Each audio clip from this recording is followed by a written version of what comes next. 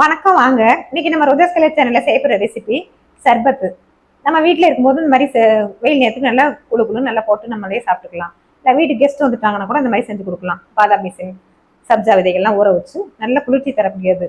இது வந்து பிக்னஸ் கூட தெரியாம இருக்கலாம், அதனாலதான் நான் இந்த மாதிரி சொல்றேன்.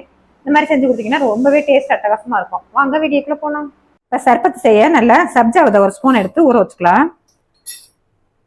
தண்ணி சேர்த்து ஊற வச்சுக்கலாம். ஒரு 5 நிமிஷத்துல நல்லா ஊறி வந்துருச்சு சப்ஜா விதை. இப்ப பவுல் சேர்த்துக்கலாம்.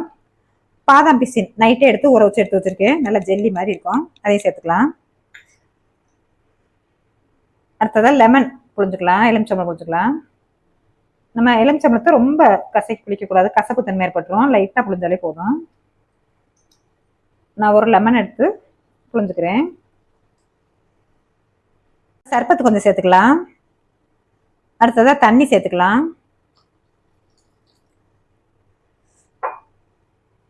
கொஞ்சம் இனிப்புக்கு தகுந்த மாதிரி ஜீனி சேர்த்துக்கலாம்.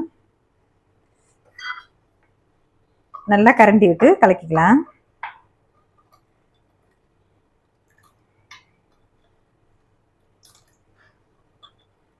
நம்ம சேர்த்து செஞ்ச சப்ஜா விதையும் அந்த பாதாம் பிசினும் ரொம்பவே உடம்பு குளிர்ச்சி தரக்கூடியது. இப்போ சர்பத்துக்கு நல்ல ஐஸ் கியூப் சேர்த்துக்கலாம், நல்லா குளுன்னு இருக்கிறதுக்கு.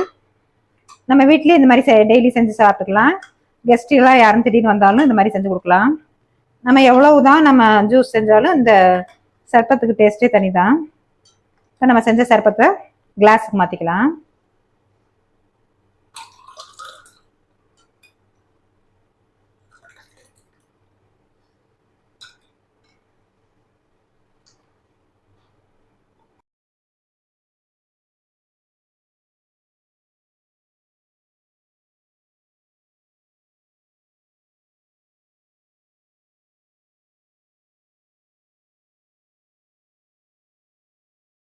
இப்ப செஞ்ச சர்பத்தை நீங்க வீட்டுல செஞ்சு கொடுத்தீங்கன்னா எல்லாருமே கேட்டு விரும்பி வாங்கி சாப்பிடுவாங்க. இதே மாதிரி சேர்த்துடுவாங்க.